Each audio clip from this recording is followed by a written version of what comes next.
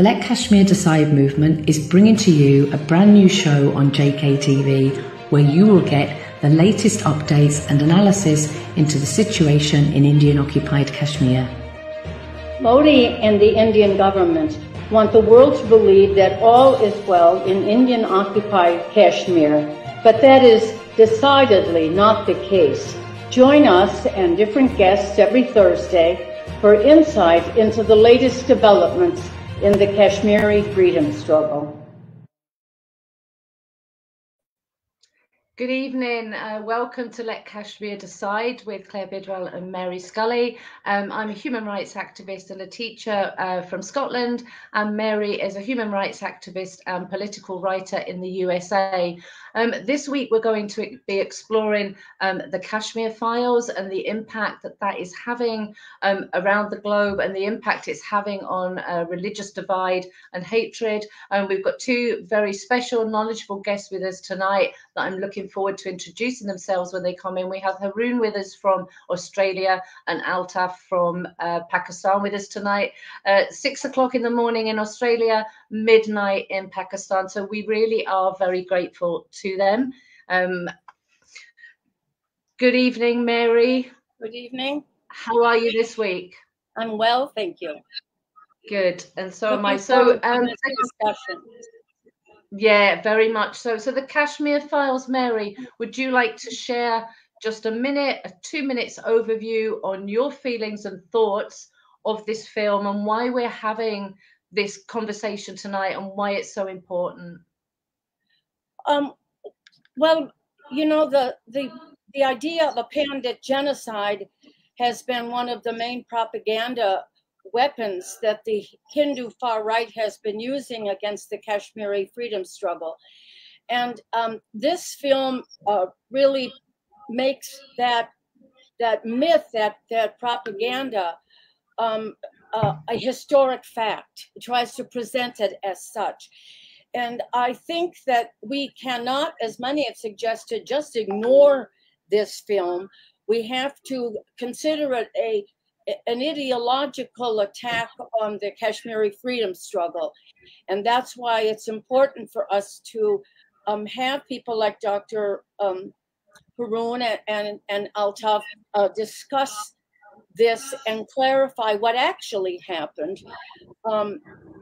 So in order for us to really come out of this attack with a broader understanding of what happened, because something terrible did happen to the Pandits in that period and to and very much. And I think I'm wanting to explore as well, which we both guess that must come out, is obviously the religious divide and that being used as a hatred to, you know, the Muslims being presented in such an unfair and biased way to create that and cause that hate. So, you know, the research and the background on the way the propaganda is used, the way it's used against humanity as well, towards their favoured way, as you said. So we'll bring in tonight's guests and then look forward, Mary, to you chatting with each of them. So good evening to you, Altaf.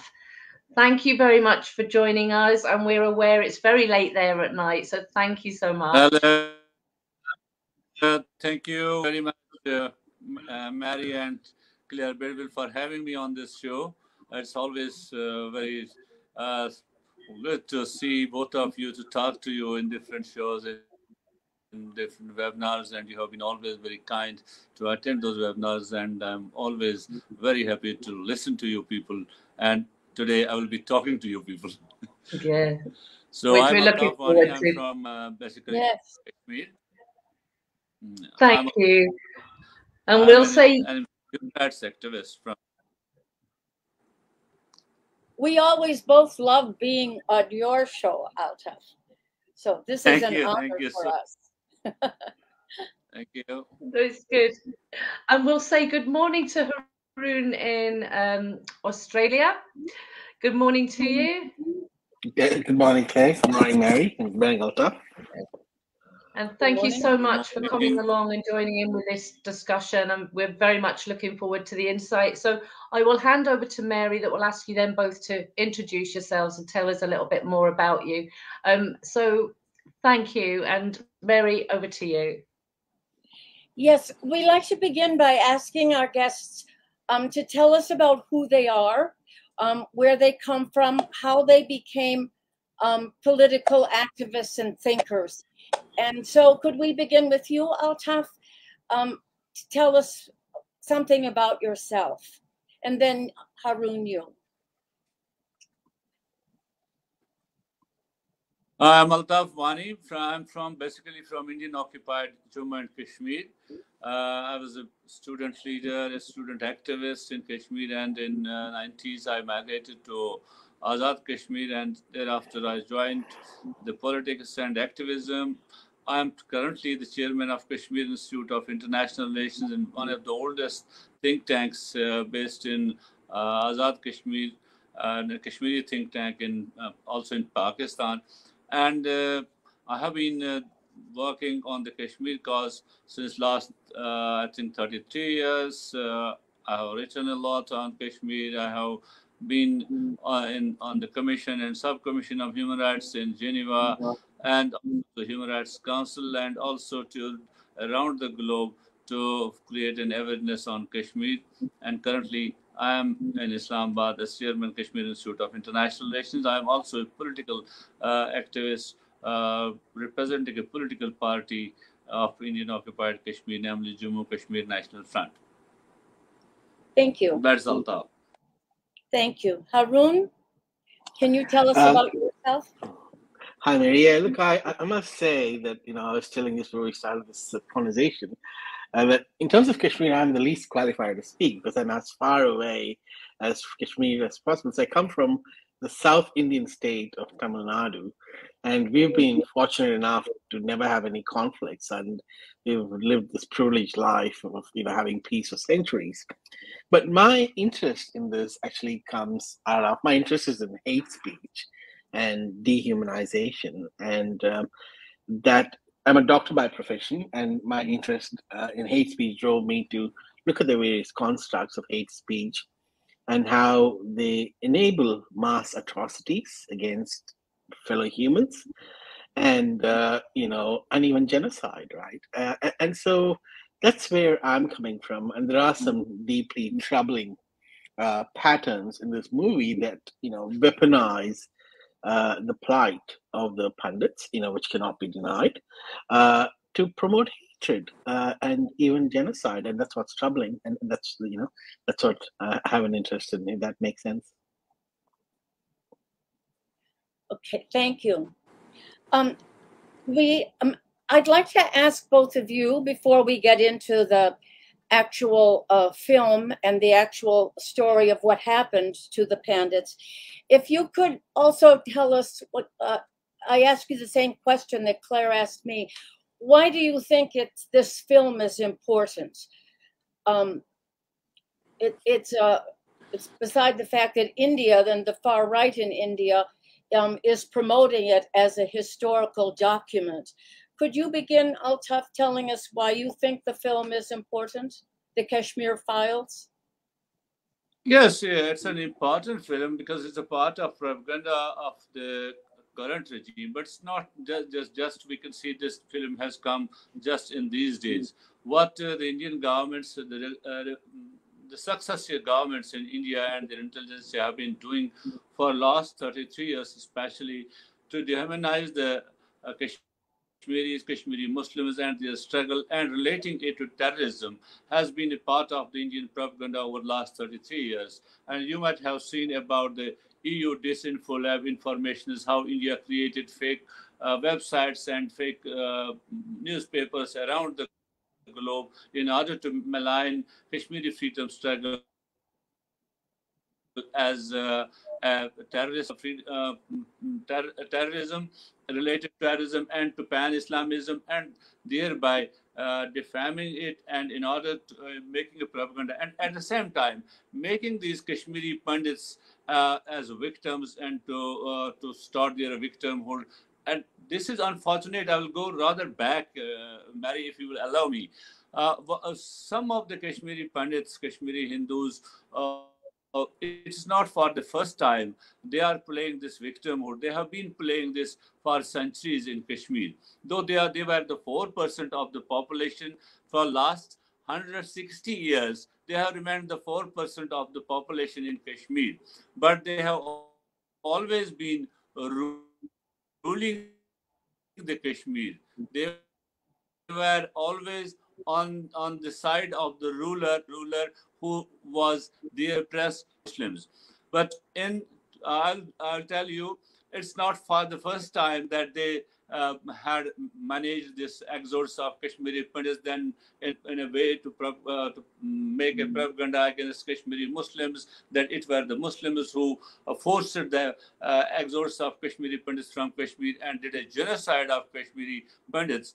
If you'll go back to the history, most of the foreign writers have written that when they came to Kashmir, they will see the people naked with low income, with very weak physique and all that. He was a Kashmiri Muslim because he was disempowered forward by firstly by Sikhs, then by Dogras, and overall. In 1931, when the Kashmiris, firstly Kashmiri Muslims started in order to organize themselves for their political rights.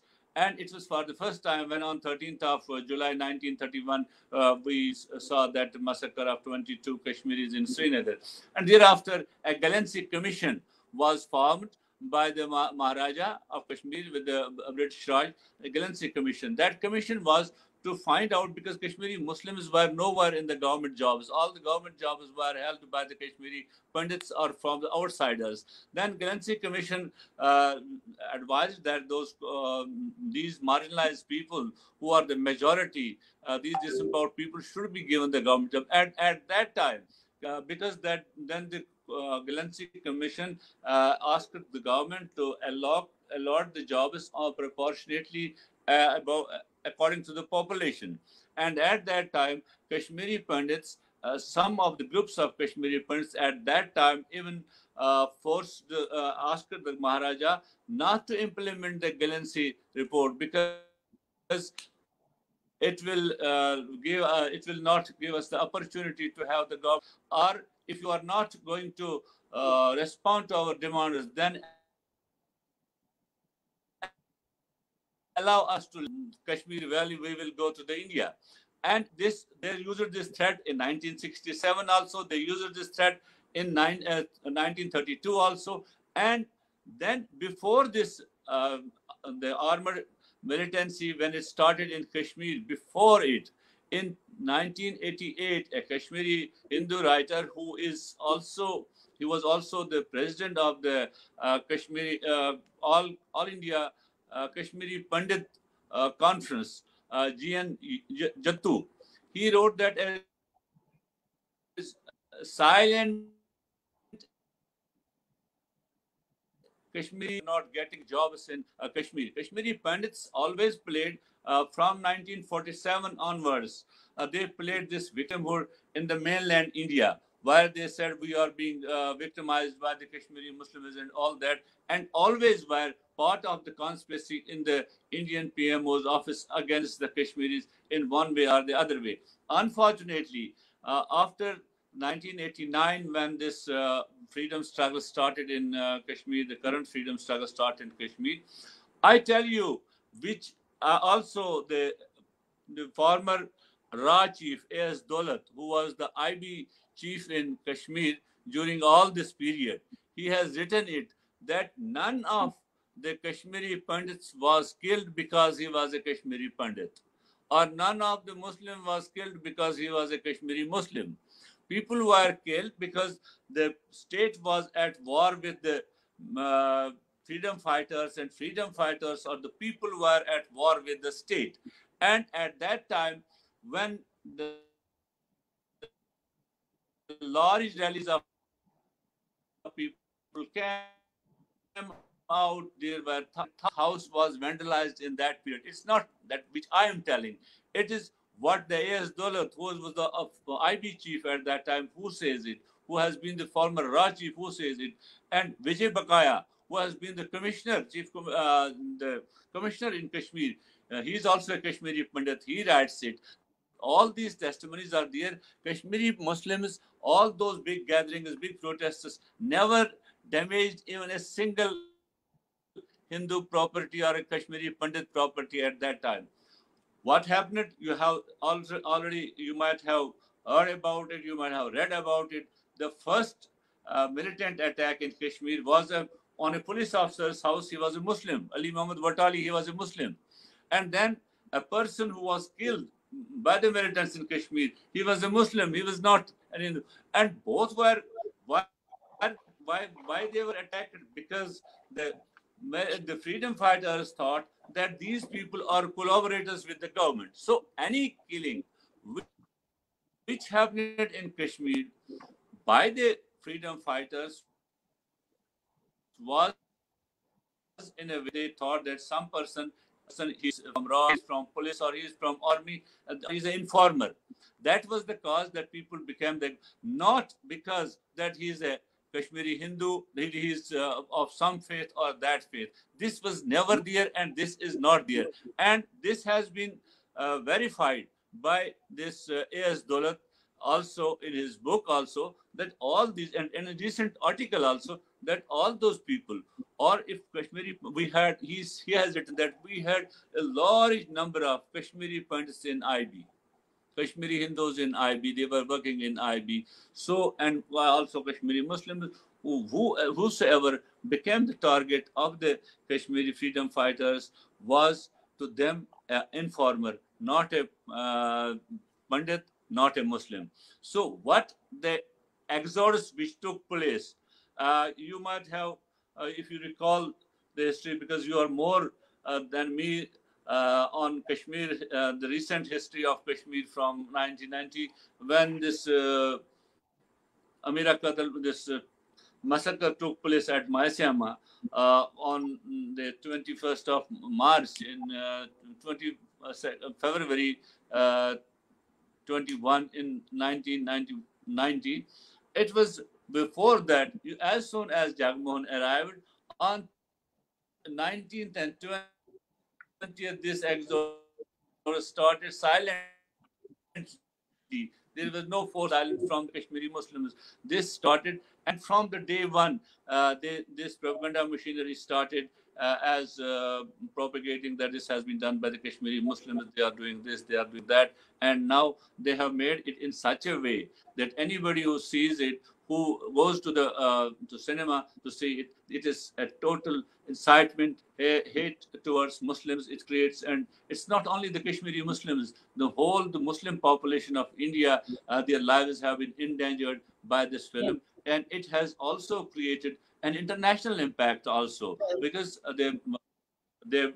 those people who are in the power corridors, they are now looking at it in a different context. Unfortunately, what has happened to Kashmir from 1989 to the Kashmiri Muslims and others, nobody listens to those cries, and nobody is there to document a movie like this and to paint it like a propaganda like this, because this movie, as we have seen in past also, always the government of India agencies did finance some of the movies in order to create some of the narrative on ground. But this time, the Prime Minister of India, the Home Minister of India, Prime Minister tweets for it, and the Home Minister of India met the cost and crew of this movie, and also we have seen that this has been the tax free. What does it mean? Why government of India is doing so much to propagate this to outside world? And this is only to incite hate against Kashmiris, Kashmiri Muslims, and Muslims in India in general. Thank you, Altaf. Haroon, would you like to answer that question? Why you think that the film is so important to respond to? Yeah, I think this film is a really classic example of two things, of dangerous speech, which has been and dangerous speech and hate speech and genocidal hate speech, really, which has been extensively researched by people like Susan Bench and Jonathan Maynard, right? The second reason it is really important is that it offers these opportunities to highlight that this is exactly the kind of discourse that takes place in pre-genocidal states, right? So we know for a fact, Genocide Watch, the Holocaust Museum and Genocide Watch have all released alerts for genocide alerts for India and in Kashmir, and I think this Kashmir has been seen as the second likeliest place in the world for a genocide to occur, and this movie offers a great example of and a very disturbing example of how genocidal discourses occur. Right. To start with, we cannot and should not, deny that there was a Pandit exodus. Yes, Pandits were killed. Numbers should not matter. Even loss of one life is to be condemned, right? So that's true, okay? But what this movie does is it takes that angst of the Pandits and exceptionalizes it. For instance, like Altaf was saying, Muslims were killed by the militants too. Sikhs were killed by the militants too, and it portrays as Pandits, the suffering of Pandits, and exceptionalizes it. And what it does to the suffering of Muslims is actually it delegitimizes it, right? And it vilifies Muslims and portrays them as barbaric, wild, lecherous. And therefore it says, that's okay, the wild, lecherous, dehumanized people, don't worry about them, right? And that's a disturbing narrative that comes out of it. The second narrative that comes out of it is by portraying them as wild barbarians, you create this binary of a Muslim perpetrator and a Hindu victim, which completely negates the complicity of the government in doing that, like Altaf talked about. For instance, right today, last week, the Chief Minister of Delhi came up and asked a very legitimate question. Yes, we talk about exodus of Pandits that happened 30 years ago. Well, we are down here 30 years ago. Out of the 30 years, at least, I think 15 years or 13 years, where the government in power was the present BJP government, what has it done to ensure that there's a dialogue, a meaningful dialogue, and ensure they return to the valley? So there's gross government incompetence, right? And what do you do with gross government incompetence? You shift the narrative into hate narrative and dangerous speech constructs, where you do these things of vilifying people, creating them as a threat, right? By creating this binary of Muslim and Muslim perpetrator and Hindu victim. And then once you create them as a threat, it's okay to incite violence against them. It's okay to promote genocide against them, and this is what has happened over and over again. Before the Holocaust, they vilified the Jews, and then they said it's okay. Genocide was fine because if we didn't do that, they would have committed a genocide on us. A very disturbingly similar narrative this movie runs. Talks about Hindu genocide to legitimize and make the impending genocide of Kashmir acceptable. So that's what's really disturbing. And so to me, this movie is a great opportunity to talk about how such narratives enable genocide. If that makes sense. Yes, I agree. It's a time to actually educate about it. I think that one of the problems of responding to it is that there aren't a whole lot of good sources of information about what actually happened. Wikipedia, of course, is mostly a Hindu right-wing source. It's been edited. The entries have been edited by the Hindu right-wing. And so if somebody wants to get a basic understanding of what happened, they will hear the Hindu right-wing version of it on Wikipedia. And there aren't a lot of good sources about it. People are vague. So in that way, the these filmmakers can claim almost anything they like. They claim that they interviewed 700 people, survivors, policemen, government operatives, and all of that to come up with this pandit genocide. So can you tell us, Altaf and then Haroon, can you tell us what the movie, what the Kashmir Files claims happened in the valley between 1989 and throughout the 90s? Can you tell us the basics of what they claim happened in this, quote, pandit genocide? Altaf, can you begin? Yeah, actually, what they claim that it was systematic on behalf of the Kashmiri Muslims, and they were asked, they were tasked Pakistani intelligence agencies to do this and that, and then to force the Kashmiris out of Kashmiri Pandits out of Kashmir, and then so that they can pursue their goals of ethnic cleansing of this Kashmiri Pandits. So that is what they want to say, and in that way they make a connection to the past. They always, what I said earlier, they say that we were always at the receiving end in Kashmir at the hands of Kashmiri Muslims. They make some references to the past also. But that is unfortunate. When we go to the past, we see these people, our Kashmiri Pandit brothers, they were always an arm of the oppressor. They were never oppressed. They were the arm of the oppressor at that time, be that Sikh rule, be that the Maharaja's rule. There was only one time in Kashmir when we can refer to Sikandar Azam when invaded the subcontinent and entered into Kashmir.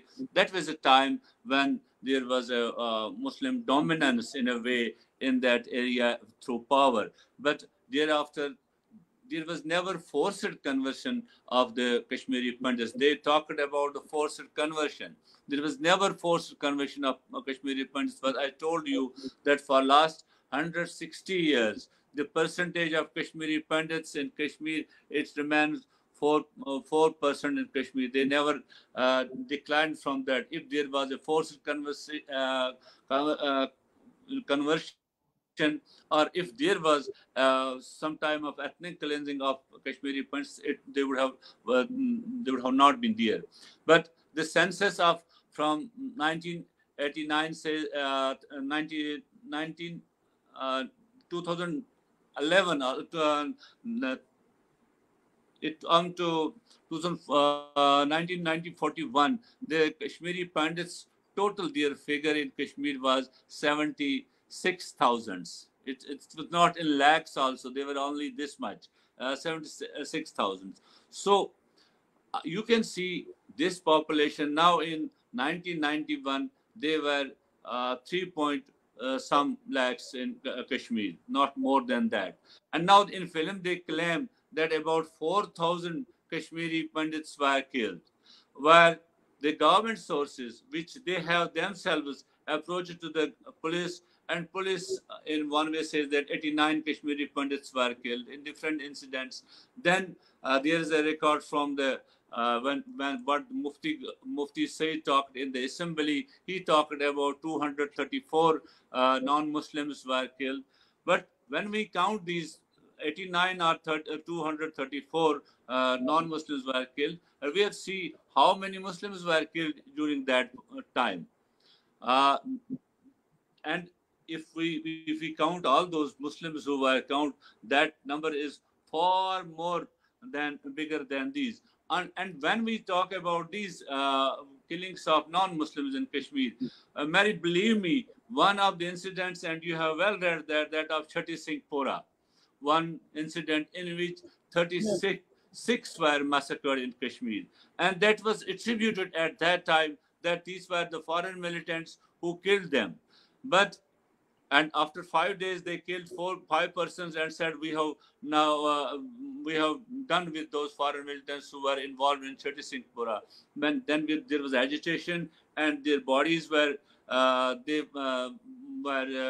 drawn from those graves, and they were testified, DNA tests were held, and those were local people, local laborers, who army asked them to show us some way to go somewhere, and they were killed and dubbed as foreign militants. And that was done on the time when President Clinton was visiting India. And because at that time, USA was talking about the human rights violations in Indian occupied Kashmir very loud and clear, in order to give the USA message that you see, we are facing the terrorism, our minorities are being killed by the Pakistani terrorists or Kashmiri terrorists, and all that.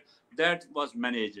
Like that, another incident took place when some UN Secretary General was visiting India, and we saw a Vandhama massacre taking place, and such incidents which were state managed, and they in order to twist the things, because those were the people, Kashmiri Pandits, who never left Kashmir. When the Kashmiri, if it was an exodus, those Kashmiri Pandits who were in Kashmir, who did not leave Kashmir from 89 to 2003, why should Kashmiri Muslims kill them?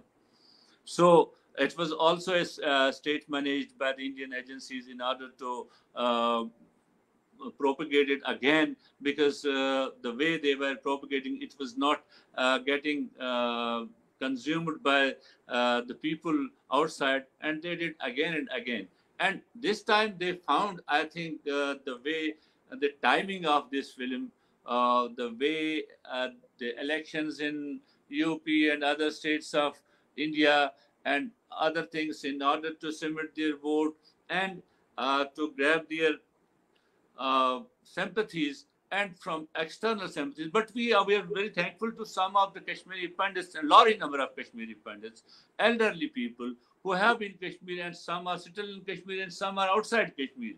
They have loudly and clearly spoken against this Kashmir Files. They have negated what this Kashmir Files speaks, the way it has propagated. They always say that we were protected by our Kashmiri brothers, we were frightened, we left and all that, but our Kashmiri Muslim brothers never did kill us. And some of the people who came back, they are there at their homes. So those people have very much, but unfortunately, you see, when these people left outside, they fell in the hands of RSS and BJP outside Kashmir.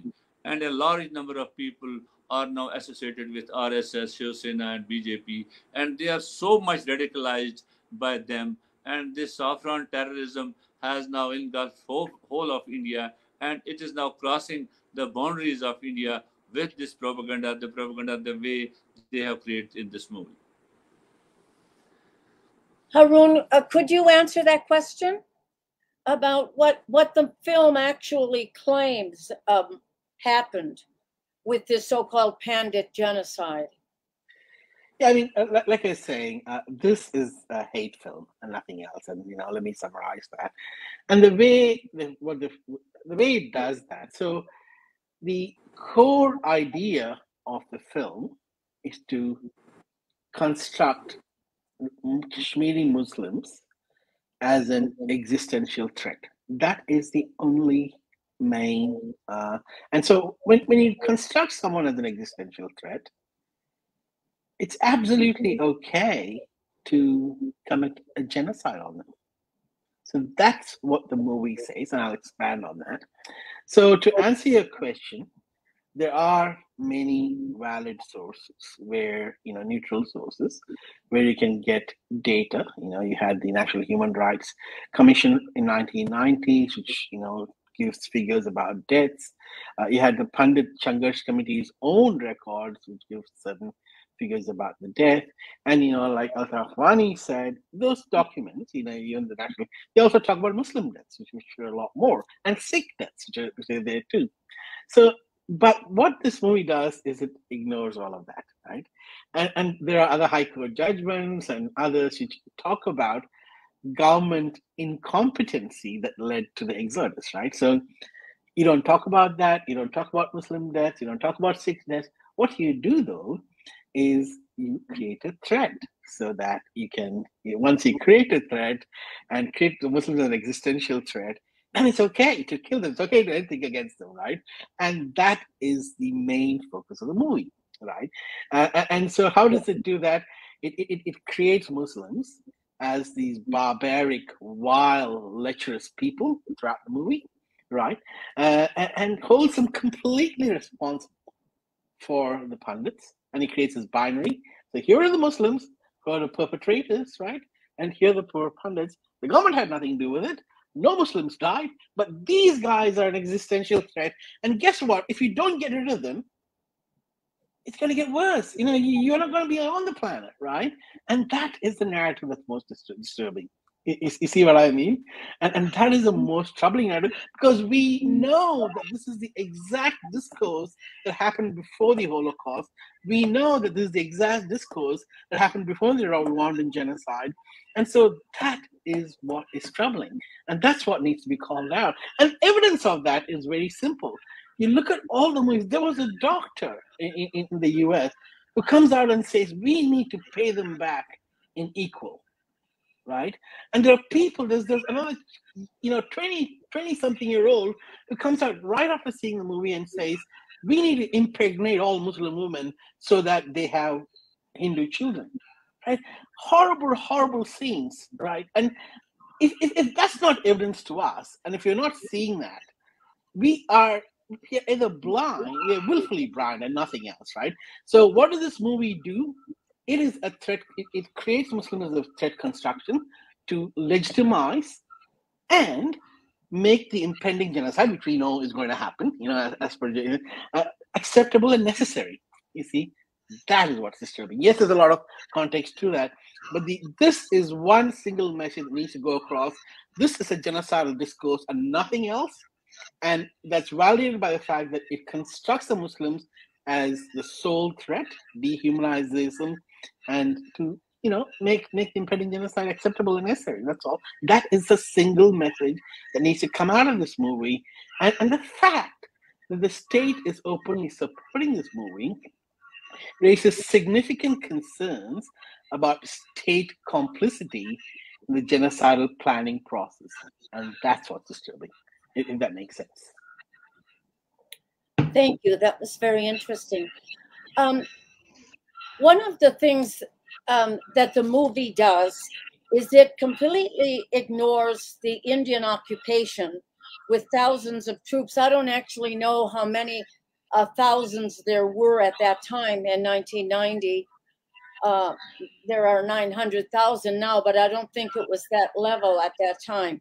But it ignores all of the violence, the Kunan Pushpora, the several massacres that occurred, including on starting in the month of January. There were several marches that went on. It completely ignores all of those things and focuses on Islamist terrorists, Pakistani-sponsored Islamist terrorists, and that plays into the whole Islamophobia that they're perpetrating now in India, and it also caters to the Islamophobic war on terror.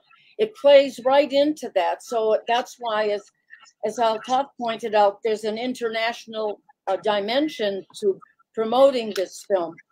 But I think we need to address this question of the level of armed militancy at that time, whether it was sponsored by Pakistan or not. The Kashmiris, who during that period took up arms as a strategy. I know I read recently that there were only 176 armed militants at that time. But if you could take up the question, does the Mary? Yes. Mary, can you hear me? Could I jump in a minute before we explore that? Yes. Yeah, thank you. I just wanted to pick up, really, it was where Haroon was talking there about, the direct impact or wish of the movie is to, carry on promoting the Muslims as Islamic extremists. And it was tapping into something I was talking about with Haroon earlier, and it's about evidence, finding the evidence. And so for myself, my journey was in the social media. It's from living in the Western world, seeing nothing in our media except Islamic terrorists. And that idea we are fed in the Western world is that terrorism and Muslims are terrorists. And then for myself, did you want to jump in there, Haroon? Jump quickly, in. if I may say, it's beyond terrorists. So there's actually no distinction between a Muslim and a terrorist. Every Muslim is an existential threat. That is what the movie conveys, right? Yeah. So every single Muslim is an existential threat, and the only way you can, and evidence of that is very simple. Movie theaters in around the world, where there were no Kashmiris, there were no terrorists, got up and said, we should, exterminate Muslims, we should, impregnate Muslim women, so on and so forth. So every Muslim is a threat. And so your question about army and all of that, a nuanced movie would definitely do that, right? This is a very simple movie. The simple message is Muslims are existential threats. It's okay to commit a genocide. Let's start with Kashmir. Yeah, no, absolutely. And like I say, for me, with dialogue, a lot of the evidence that we're talking about, I think, comes from people within the dialogue. So over the last couple of years, the amount of dialogue that's going on between people that exposes the fact that Muslims aren't a threat in any degree. And when you're watching, when you look through all the Twitter feeds, you can see who's being democratic. I mean, I've almost learned to tell you who comes from, who's from Pakistan, who's from India, who's from Kashmir, who's from Azad. I can almost point out just through the experience of the dialogue. But there was always, before I'd even heard of Pandits, there was always the what about the Pandits? What about the Pandits? They weren't listening to anything. And then, Mary, as you said, the Indian occupation of Kashmir is overlooked. Now, my concern, of course, in all of this is the likes of the political prisoners that are held. You've seen Malik currently undergoing, his trial, and it's like handing on a plate to the people. Well, here's, we can get our own back. Here's some revenge here because he's part of this whole lot. And so that's where the genocide or the hate speech is being built, because it's going to be okay to, before we know it, if this isn't fought against, we'll be seeing them hanged. We'll be seeing the genocide. The warnings are already there anyway. So I think that is the concern. We had the question, should we just ignore the Kashmir Files so that it doesn't get attention, or should we bring it out? And I think, it was raised very much, no, we need to bring this out. We need to make the point of this, because it's the opportunity. I think sometimes with their actions, they're exposing themselves. So we're seeing in the UK government, some of the MPs, two or one in Maine, bringing up an early day motion to say the fact that the Kashmiri Pandits was a genocide, not looking at anything else, but just tapping into it again, out into the UK people, and without this social media and without us linking, this is a powerful tool and a powerful weapon for us to expose everything. And as much as the evidence is in the research, it's also in personal people's stories, people that were children at the time that saw it happen, that the army, the way, the personal stories are very much the evidence as well, I believe. So, Mary, thank you. And back to you with your the armed struggle question. Thank you. That was useful. I'm interested whether the film, I guess, Haroon, you kind of answered it, whether the film focuses on the so-called Islamist terrorists, or whether, in fact, as you said, it portrays all Muslims as potential terrorists. Do you want to address that, both of you, Altaf and Haroon? How it feeds into the whole Muslim hating that's being promoted, not just in India, but all over the world. Do you want to begin, Altaf? I think Haroon has already, answered this question. That this film is clearly shows that all the Muslims are an existential threat. So every Muslim is a terrorist to them. It's not only the Islamic terrorists. To them, this film portrays each and every Muslim. On one hand, it portrays each and every Muslim as a society. They are the radicals, they are the violent, they are the intolerant, and they can do anything like that, killing, bombing, and all that. It's all Muslims, so we have to deal with it. One part of film is like this, and the second is in order to create an atmosphere for its intelligence agencies, for its army, and all that, for the persecution of Kashmiri Muslims in Kashmir, and then for that matter also in the India also. And one we have seen most recently, but we see already lots of our people all in jail, or lots of our people have already met discriminatory they have been dealt in discrimination in the jails also, and in also during the hearings, and also trials, and also this the judgments by the Supreme Court of India and all that. They have never been up to the mark on justice. Now, what Indian government at this point of time, when this film has been released, and when it is in the Indian cinemas and all over, and people come out and chant slogans against Kashmiri Muslims, against Islam, and against Kashmiri leaders, and Indian government has planned in order to firstly to create an atmosphere like this, and then make Kashmir of it. Yasin Malik is in danger by virtue of this film, because he has been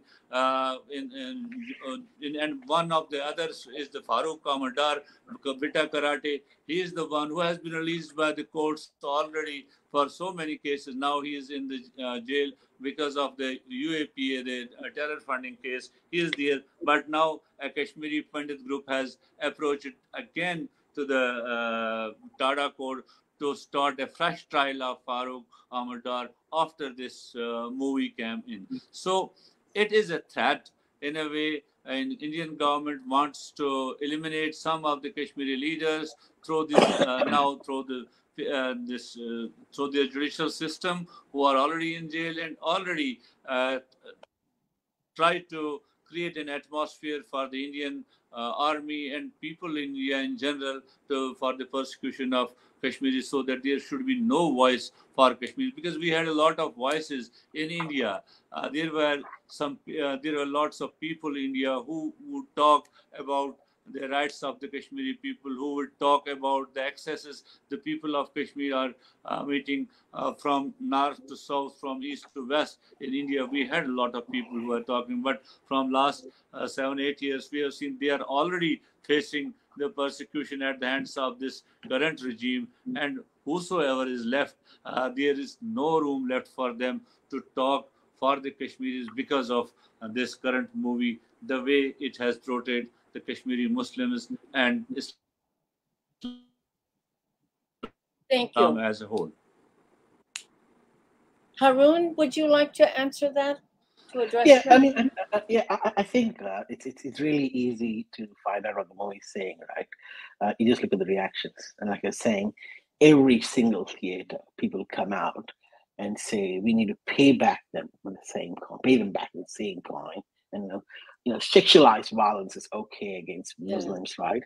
Against any Muslim. No, it's okay, any Muslim, right? And so that is the message it's promoting, right? And when it promotes it, again, I'm not aware. I'm clearly not an expert in the nuances of who did what. But what it does is any human rights violation is okay. Why is it okay? Well, he's an existential threat to you. Why do you care about his human rights, right? He is an existential. If they will, wipe you on the face of the earth. So, what are you kidding me? Why do they need human rights, right? So that's a narrative that's troubling. And I think if there's one message out of this movie that needs to be hit over and over again, is it is a pre-genocidal discourse.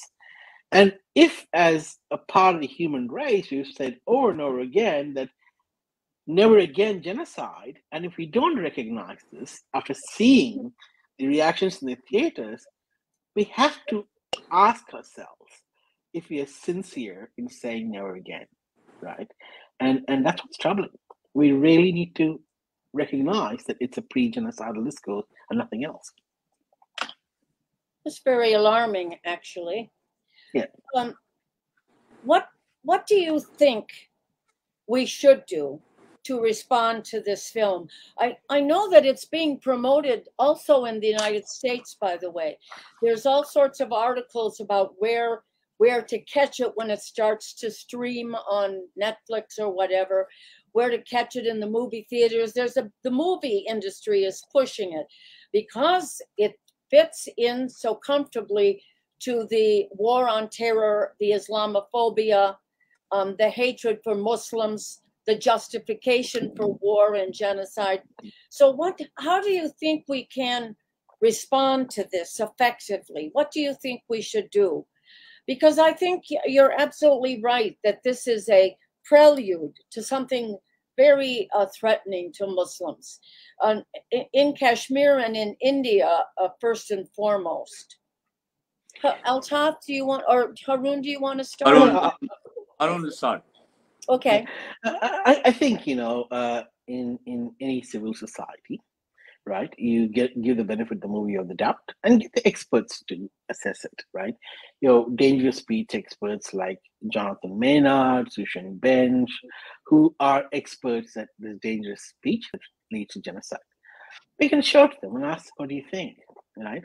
We can ask genocidal organizations like Genocide Watch, Holocaust Museum, and say, what do you think, right?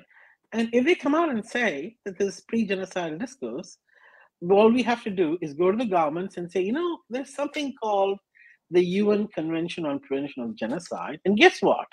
The US has signed it, UK has signed it, Australia has signed it, New Zealand has signed it, right? So if we are serious about our commitments and obligations to the UN Convention on Prevention of Genocide, why are we promoting a movie that enables genocide? Explain that to us, right? And it's a simple binary question.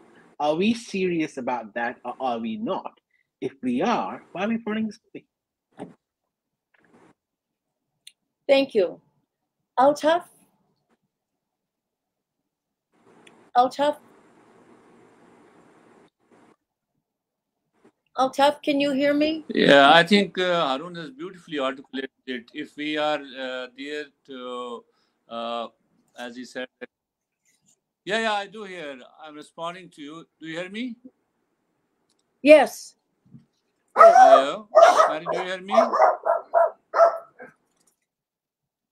Yeah, Haroon has beautifully articulated the answer to your question that if there is a against genocide and already there's that world wants to avoid genocide. If there is such a thing, if they want to avoid genocide, why as such a movie is being promoted which incites the people for genocide, for which already Genocide Watch has already given an alert that there is a impending genocide in Kashmir and in northeast of India, in Assam, and also Muslims in India. So now this film is also promoting that genocide to happen. As Arun said, everybody coming from the theater outside said we have to pay in the same coin. We should get ready and eliminate them this time. Otherwise, they've come again. So they're making each and every Muslim threat and thereby eliminating. So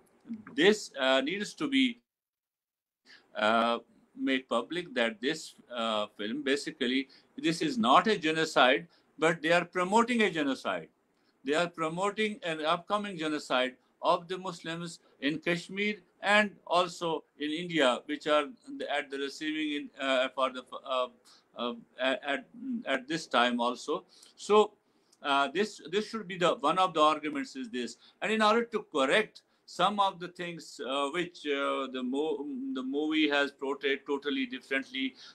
That's a long debate. How we can correct that? How we can reach out to the people? Because it's very difficult to reach out to each and every person who has seen it on Netflix or in the theater or anywhere else. But whatever we can do is to see that what actually this movie promotes. Does it serve the humanity, or it is against the principles of the humanity, or it promotes the genocide? So we should, I think, promote that that by promoting this movie, actually the government of India, the promoters of the movie, or the financiers, they are promoting a genocide, the upcoming genocide, which will be a dangerous thing for the peace and security of not only this region, but I think it will be a threat to the global peace then.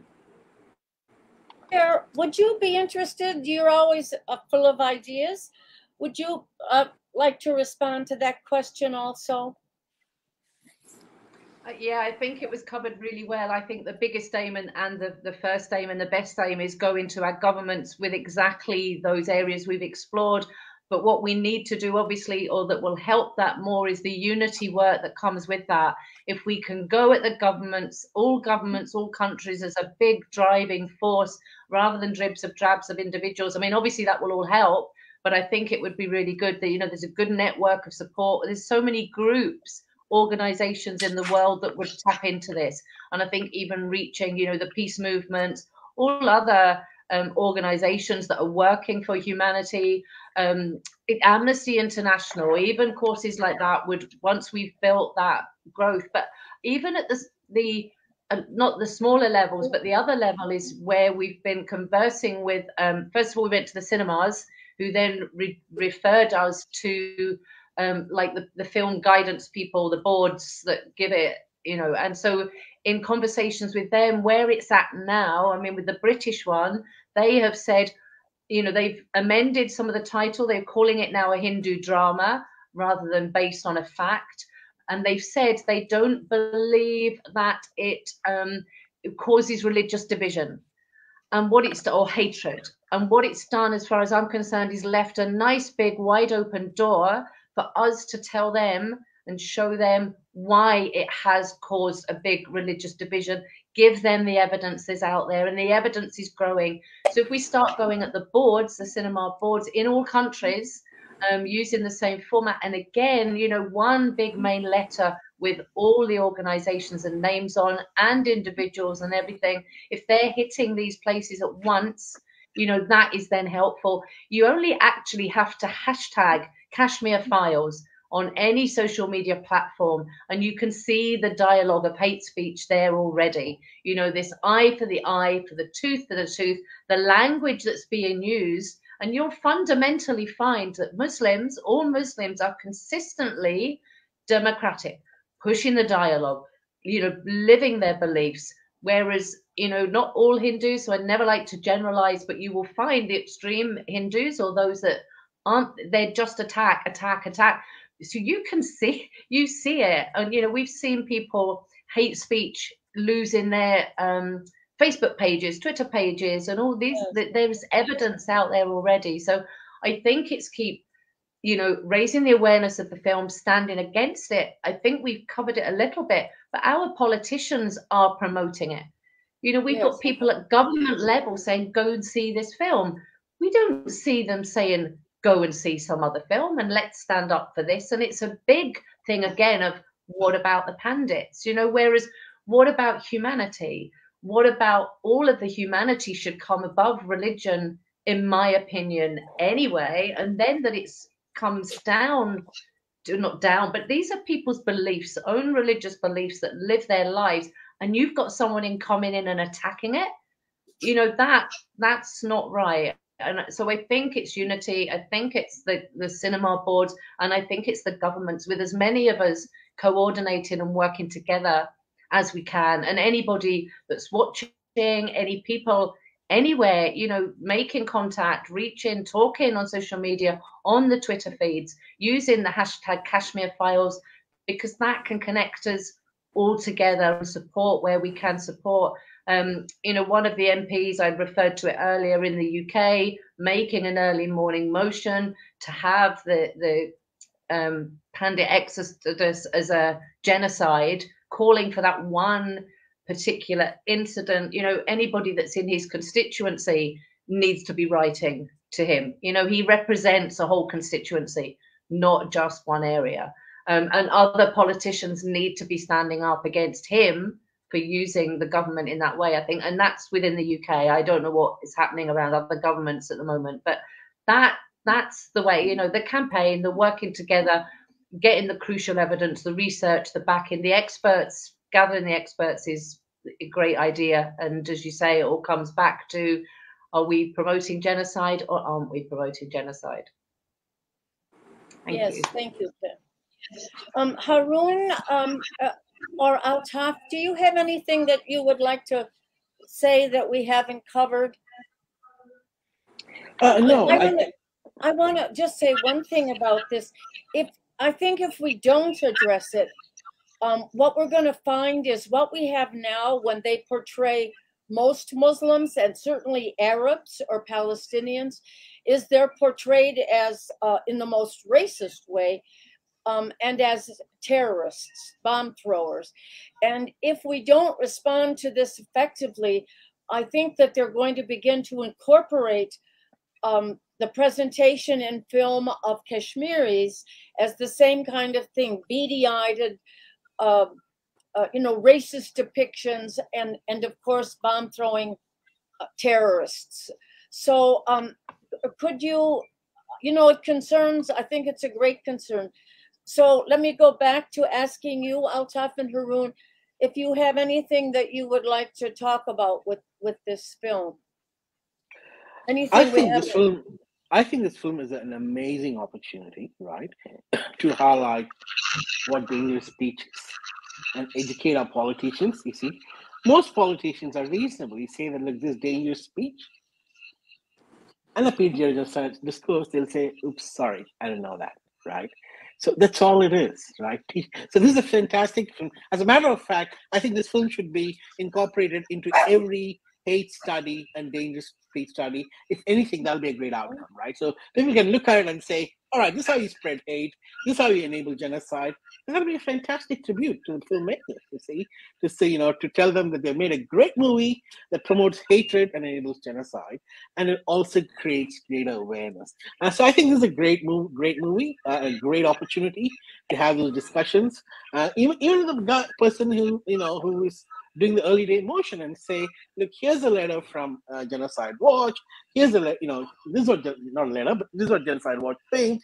This is what dangerous speech experts think. And what you're doing is promoting a pre-genocidal discourse. How do you feel about that? Thank you. Altaf?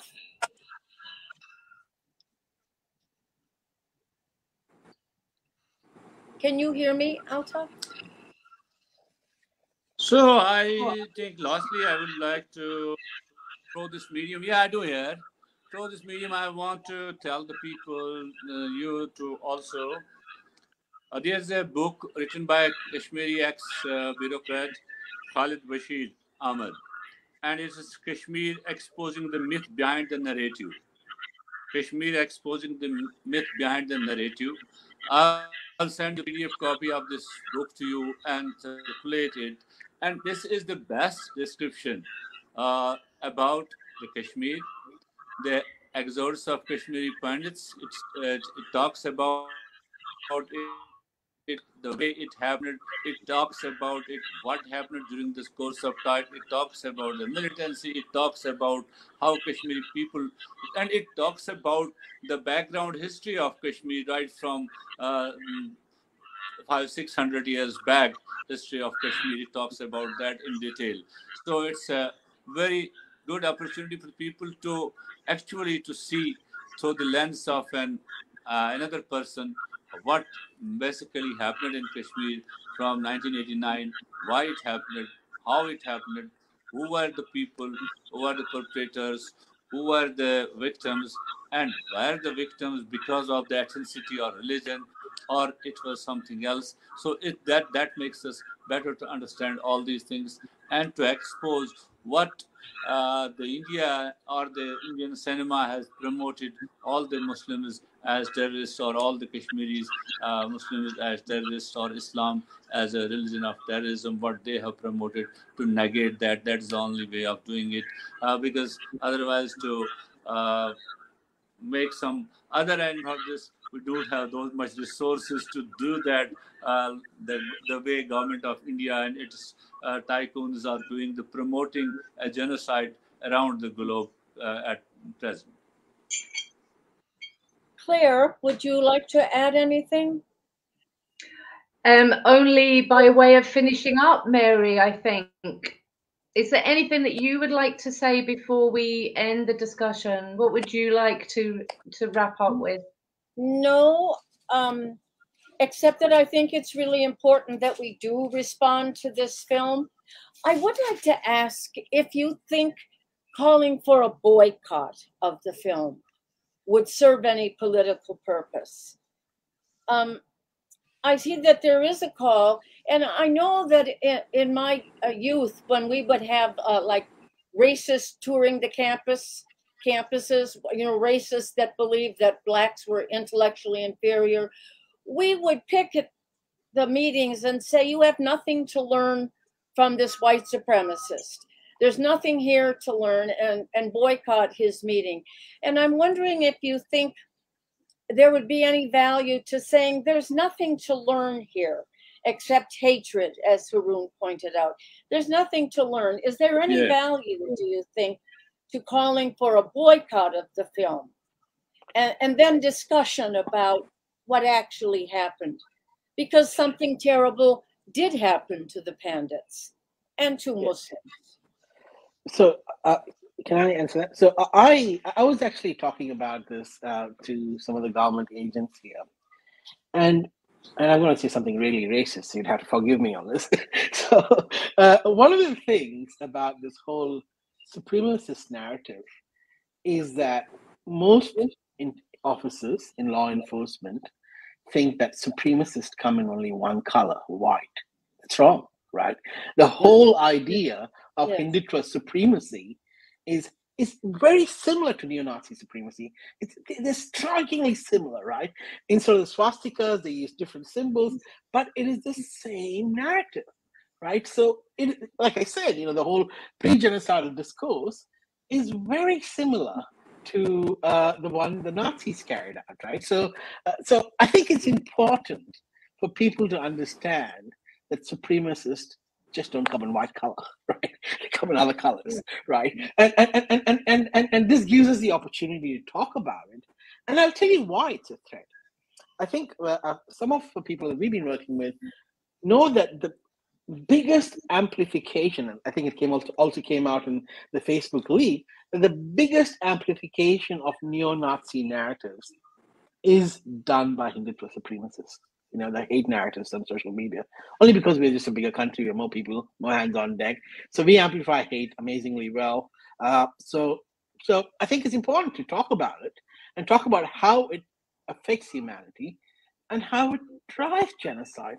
So if there's one message that needs to come out of this discussion, is this is a hate movie that's driving genocide, and it's very similar to, you know, what the Nazis did. Guess what? You have Nazis so brown in color too. Thank you. Altaf, do you think it should be boycotted? Thank you. I don't have anything to add. You don't? Okay. Claire? Yeah, no, totally agree. I mean, I would add, I guess, any movie where a boycott is called for, automatically, even if it was boycotted, people would look for it.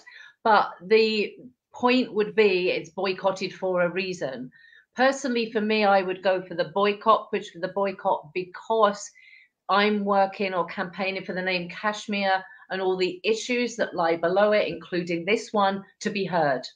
And as I've said, when I've been on the streets of Glasgow, there are all too many people that might have heard of Kashmir rugs and shawls, and then younger ones who haven't even heard the name Kashmir, let alone what's going on. So, you know, on those many different levels, you know, one from the extreme hate and the importance of why we shouldn't be showing movies like this and encouraging what they are promoting, but right down to the, you know, so the stamping that out, but then also the raising the awareness. So the Kashmir Files, you know, with a campaigning head on, it's an ideal tool to show why Kashmiris should have their right to decide, because look at the traumas, the evidence, the research, the things that all this conversation and dialogue is throwing up, even the discussion that we've had here tonight are we going to want to watch this all over again?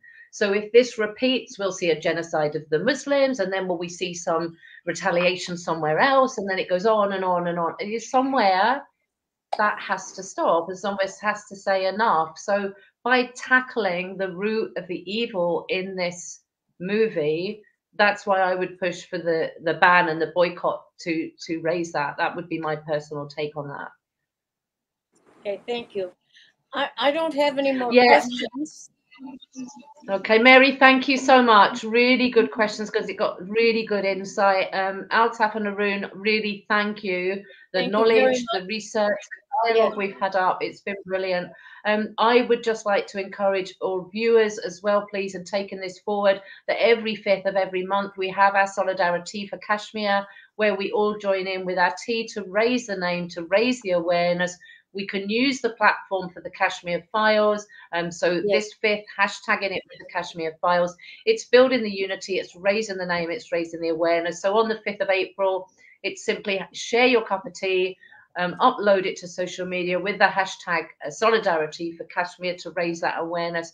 And obviously, any posts, the information, news that's out there, share that so that we can reach the world. And hopefully, we'll gain the support through this movie. There's a lot of mileage to go with this year. It won't solve overnight, and there's lots of issues we will be able to use. If we could say they've shot themselves in the foot with it, then we have to make sure that they are shooting themselves in the foot with it, and help them to show how they have, and humanity all the way, really. So thank you very much to all the guests and Mary, and thank you anybody that's tuned in and supporting. We welcome your comments and all dialogues. I think actually I've got a couple of comments sitting up. I'll just post them up just in case there's any questions there. We got somebody saying very happy to listen to our discussion, which is great. Let's pop that up on the screen. So that's nice.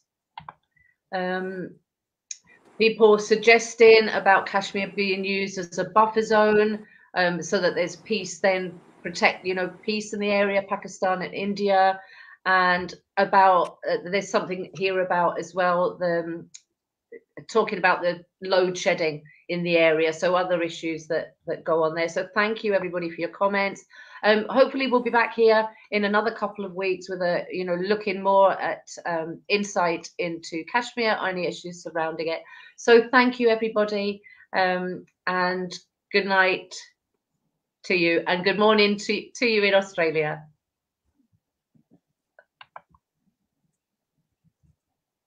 Thank you. Thank you. Bye.